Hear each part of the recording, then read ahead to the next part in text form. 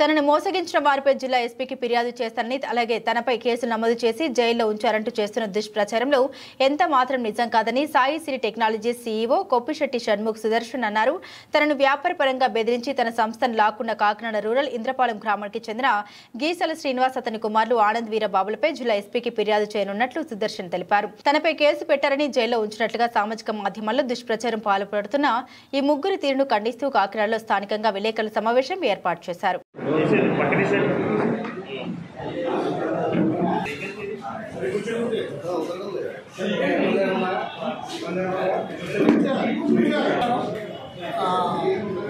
నా పేరు కొప్పిశెట్టి షణ్ముఖ్ సుదర్శన్. నా పేరు నేను నా కంపెనీ పేరు వచ్చి సాయి సిరి టెక్నాలజీస్ హైదరాబాద్ కాకినాడ. నేను చేసేది ట్రైనింగ్ అండ్ ప్లేస్మెంట్ ఇన్స్టిట్యూట్. నాది ఒక కన్సల్టెన్సీ కాదు. నేను ఓన్లీ జాబ్ ట్రైనింగ్ ఇచ్చేసి ప్లేస్మెంట్ చేసేవరకునే మా పని. తర్వాత ఇంకా మీరు రీసెంట్గా వార్తల్లో కూడా చూస్తున్నారు, చాలామంది మీ మీడియా మిత్రులు కూడా తెలిసే ఉంటుంది. ఇలాగా షణ్ముఖ్ సుదర్శన్ అండ్ రేఖా దంపతులు ఇద్దరు కూడా పరారులో ఉన్నారు. ఇన్ని కోట్లు స్కామ్ చేసి పరారులో ఉన్నారు. ఎఫ్ఐఆర్ ఫెయిల్ అయింది, కేసులు పెట్టారు. పిల్లలకి డబ్బులు తీసుకుని పరారులో ఉన్నారని చెప్పేసి గత 2 వారాల నుంచి కూడా కాకినాడ పరిసర ప్రాంతాల్లో వైరల్ అవుతున్నాయి. ఏదైతే ఉన్నాయో వీడియోస్ కానీ మెసేజ్లు కానీ మేము ఒకటే చెప్తున్నాం జనాలకి, మేము ఎక్కడ పరారులో లేము.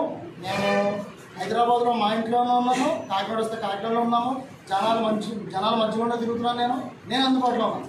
నా మీద ఇలా కేసులు పెట్టారు, ఎఫ్ఐఆర్ పెట్టారు, ఇదని చెప్పారు. ఈరోజు నా మీద ఒక కేసు కానీ ఎఫ్ఐఆర్ కానీ ఇది ఎక్కడా లేదు. మీరు అది మియాపూర్ పిఎస్లో ఎఫ్ఐఆర్ ఫైల్ చేసిందని చెప్పేసి కొంతమంది దుష్ప్రచారం చేస్తున్నారు. కానీ నా మియాపూర్ పిఎస్లో కూడా నా మీద ఏ ఎఫ్ఐఆర్ లేదు, పిఎస్ లేదు. ఇప్పుడు మెయిన్ థింగ్ ఏంటంటే, నేను ఇదంతా ఏంటంటే ఒక కంపెనీ గిగ్లీస్ అన్న కంపెనీ ఏదైతే హైదరాబాద్లో ఒక స్టార్టప్ కంపెనీ అనే సంస్థ దగ్గర 20 కోట్లు పోటీ తిప్పేసింది. ఇదంతా పాత్రికేయులకు కూడా తెలుసు. ఇదంతా ఈ వీడియో హైదరాబాద్లో ఎంత పెద్ద స్కామ్ జరిగింది.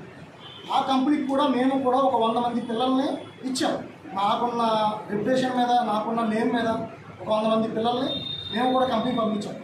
ఎప్పుడైతే ఆ కంపెనీ 3 నెలల నుంచి జీతాలు ఇవ్వకుండా ఆపేశారో, 3 నెలల నుంచి పిల్లలు జీతాలు ఇవ్వకపోతే పిల్లలందరూ కూడా ఒత్తిడి చేశారు కంపెనీ మీద, మా మీద.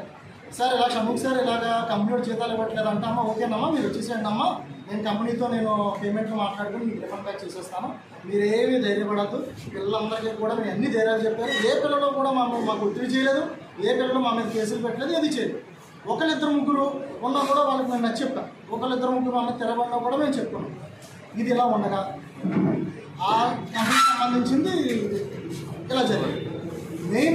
మేము చేసేది ఎంత కూడా ఏంటంటే, నేను ఈ సంస్థ మొదలుపెట్టింది 2010 మంది పిల్లల్ని, ఆంధ్ర తెలంగాణలో ఉన్న 3000 మంది పిల్లలు నేను ప్లేస్మెంట్ చేశాను. ఈరోజు నా రెప్యుటేషన్ ఏంటో, నేను ఎలాంటి ఏంటో కాకినాడలో కూడా కంపెనీ బోర్డు తీసేసి అతను సైబర్ సాఫ్ట్వేర్ ఒక బోర్డు పెట్టుకుని అతను నా ప్రాక్సీల్ని, నా సంబంధించిన నా బిజినెస్ని మొత్తం అంతా క్యాచ్ చేసేసి, నేను ఏదైతే అతను నేర్పించానో మొత్తం నా సంబంధించిన ట్రైనర్లని, నా కీ పాయింట్స్ అనేది మొత్తం క్యాచ్ చేసేసి ఇప్పుడు అతను నడుపుతున్నాడు. ఇక్కడ అతను నడిపి అతను చేస్తాడు. కానీ నేను మెయిన్ కంపెనీ వదిలేసి నాకు గొడవ కూడా కారణం ఏంటంటే, ఇక్కడ చాలామంది బాధితులు హైదరాబాద్ వచ్చారండి పోయిన సంవత్సరం. నాకు ఇక్కడ మీ కంపెనీలో మాకు పేమెంట్లు ఇవ్వట్లేదు, జాబ్ ఇప్పించట్లేదు, పేమెంట్లు తీసుకున్నారు అదని చెప్పేసి నాకు హైదరాబాద్ వస్తే నేను ఇక్కడ అడిగాను, ఆనంద్ ఏంటి పెరుగుతుంది ఇక్కడ, ఎందుకు నువ్వు పేమెంట్లు తీసుకుని జాబ్లు వేయించట్లేదు? నేను హైదరాబాద్లో సార్, నేను హైదరాబాద్లో ఈ పిల్లల పేమెంట్ నిమిత్తం సైబరాబాద్ ఏసీపీ రవీంద్ర రెడ్డి గారిని కలిశాను సార్. నేను మియాపూర్ సిఐ రాంప్రసాద్ గారిని కూడా కలిశాను, అన్నీ ఇచ్చాను. లెటర్ కూడా నిన్నే మా మిసెస్ అక్కడ అన్ని కంప్లైంట్లు ఇచ్చి లెటర్లు ఇచ్చి నిన్న నైట్ పోలీస్ స్టేషన్కి వెళ్ళి, మియాపూర్ పోలీస్ స్టేషన్ 2 రోజుల క్రితం వెళ్ళి, నిన్న కూడా మన ఎస్ఐ గారు పిలిపించి ఒక లెటర్ కూడా ఇచ్చేసామని చెప్పేసి సార్ నిన్న కూడా వెళ్ళారు. ఆ లెటర్ కూడా ఇచ్చి రావడం జరిగింది. ఎస్ఐ గారు బయటికి వెళ్ళారమ్మా, రేపు రామ్మా అని చెప్పారు. కానీ నా మీద ఎఫ్ఐఆర్ ఉంది మియాపూర్లో అని చెప్పి ట్రోల్ చేస్తుంది. కూడా మియాపూర్లో ఏ కేసులు లేవు. తర్వాత ఇంకోటి ఏంటంటే, ఇక్కడ కాకినాడలో పోలీసులు ఆశించలేదు. ఈ రోజు నేను ఎస్పీ గారిని కలుద్దాం. ఇదంతా జరిగింది సార్.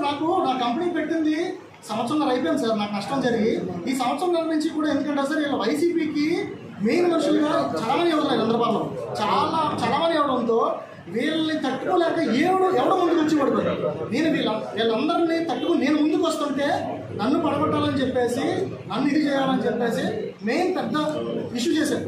అలాంటిది ఈయన ఉద్యోగాల పేరు మీద మోసం చేస్తున్నాడు, ఇంత కుంభకోణం చేస్తున్నాడు, ఇన్ని కోట్లు సహా చేశాడు, పరారులు అయిపోయాడని చెప్పేసి ట్రోలింగ్ చేస్తుందంతా కూడా ఈ మనుషులే. నాకున్న అనుమానం ఈ మనుషులే.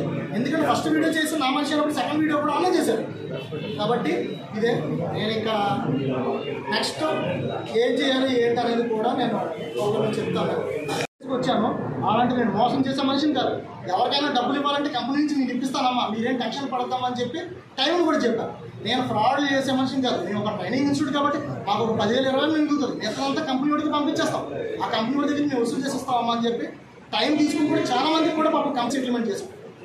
కానీ ఈరోజు ఆ బాధ ఏంటంటే రాత్రి నుంచి కూడా అసలు ఇబ్బందులు లేవు. ఎప్పుడైతే వైరల్ చేసి గ్రూప్స్లోని వీటిలో వైరల్ చేసి మొత్తం నా పరువు చేసేసారు. నేను ఇది పథకాలు వచ్చుకున్న సాక్ష్యం చెప్తానని చెప్పి కూడా ఆ అబ్బాయి చెప్పాడు రాత్రి. బిజినెస్ నిమిత్తంలో జర్నీ చేసినప్పుడు అండి, మీరు అడిగిన క్వశ్చన్ కరెక్టే. మీరు బిజినెస్ నిమిత్తం జరిగినప్పుడు అండి నాకు పట్టాలు ఇప్పిస్తానని చెప్పండి. నా వాడు ఆనంద్ అనే ఫోటోస్ పంపించాను. నేను ఎమ్మెల్యే గారి రికార్డు ఆయన పంపగా నేను ఏం కాదు నీకు హెల్ప్ చేస్తాను, నీకు డబ్బులు ఇప్పిస్తే ఏం బాగుంటుంది అని చెప్పాడు. ఇప్పుడు నేను నమ్మేసి రికార్డు పెట్టాను. ఆ రికార్డు తను మొత్తం నాకు ఏదో ఫేస్బుక్ ఆ రికార్డును ఆయన మిగతా ఫోటోస్ కలిపి పంపించాను. మేము నలుగురం వచ్చాం తెలంగాణ నుండి. ఇక్కడ మా ఇంటి ఎదురుగా ఇద్దరు ఉన్నారు. ఈ గొడవలు వద్దు, బయటికి రానివ్వకుండా సెటిల్మెంట్ చేద్దామని అన్నాను. మళ్ళీ బోర్డు తీస్తారులే అమ్మా, ఇప్పుడు మీ వాళ్ళకి వీళ్ళకి గొడవలు అయ్యాయి కదా, ఆ చిన్న చిన్న పిల్లలు అవి పెద్ద వరకు పోవద్దు అంటే సరే అనేసి వెళ్ళాము. నేను బయటే పెట్టుకుందామన్నాను, మాట్లాడుకుందామంటే లేదమ్మా ఇంట్లోకి రా, గొడవ బయట తినబడద్దు అంటే లాక్ వేసేసారు. గీసాల వీరబాబు, గీసాల శ్రీనాథ్, గీసాల ఆనంద్ వాళ్ళ అమ్మగారు కూడా నా మీదికి టేబుల్ కూడా లేపాడు. మొత్తం డాక్యుమెంట్స్ అన్ని చించేసి నా ఫోన్లో కూడా నేను ఫేస్బుక్ లైవ్ పెడదామంటే నా ఫోన్ లాగేసుకొని నేను టెక్నికల్గా నేను చేద్దామనుకున్నాను లైవ్గా, కానీ లాగేసుకొని బూతులు ఎలా అంటే ఇంకా అన్పార్లమెంటరీ లాంగ్వేజ్ వాడాడు. 8 మంది కుర్రోళ్ళని లోపల పెట్టాడు బెడ్రూమ్లో. ఒక 8 మంది మేము వెళ్ళింది మాట్లాడడానికి వెళ్ళాము. మాకు ఇవన్నీ తెలియదు ముందు. 8 ఏళ్ళుగా మాకు ఏ బాధ రాంది. ఫస్ట్ టైం ఇలా అవుతుందని మేము ఎక్స్పెక్ట్ చేయలేదు. ఈ కంప్లైంట్లు పెట్టడం ప్రకారం ఏంటంటే సార్ మాకు ఇది కొత్త. ఆ భయంతో బాబు చంపేస్తాం మిమ్మల్ని అన్న థాట్లో మేము ఎవరు ఆశించలేకపోయారు. అట్లీస్ట్ పోలీస్ స్టేషన్ కూడా వెళ్దామన్నా కూడా మాకు న్యాయం జరగదు. ఎందుకంటే ఉన్నది వీళ్ళ పాలనలో ఉన్నాడు ఎందుకంటే ఇంద్రపాలనలో ఇది చేస్తున్నారు. ఇవన్నీ కూడా పాపం మేము కన్వర్గర్ దగ్గర చెప్పుకున్నా కూడా పాపం అమ్మ నేను అన్ని న్యాయం చేస్తానమ్మా, కొన్ని రోజులు ఆగండమ్మా అన్ని న్యాయం చేస్తానమ్మా అని చెప్పి ఆయన మాట ఇచ్చారు. ఆయన కూడా వాళ్ళకి సపోర్ట్ కొంచెం వెయిట్ చేయండి అమ్మా. ప్రెస్కి ఎక్కుదామని చెప్తే చంపేస్తానని బెదిరించాను. 8 మందిని చంపాను, నువ్వు 9వ దానికి అవుతావు, నువ్వెందుకు తెలంగాణ దానా వెళ్ళిపోవే, ఇష్టం వచ్చినట్టు మాట్లాడేసరికి నాకు భయం వేసింది. ఎందుకంటే నాకు రాజకీయాలు అవేం మాకు తెలియదు. నేను సాఫ్ట్ ఆఫ్ చేసుకుంటాం, మా లైఫ్ మా స్టైల్ వేరే. అమ్మ ఇక్కడ చంపేస్తారేమో నిజమే అని భయపడి ఇంక వెళ్ళిపోయాం. మా అత్తయ్య వాళ్ళు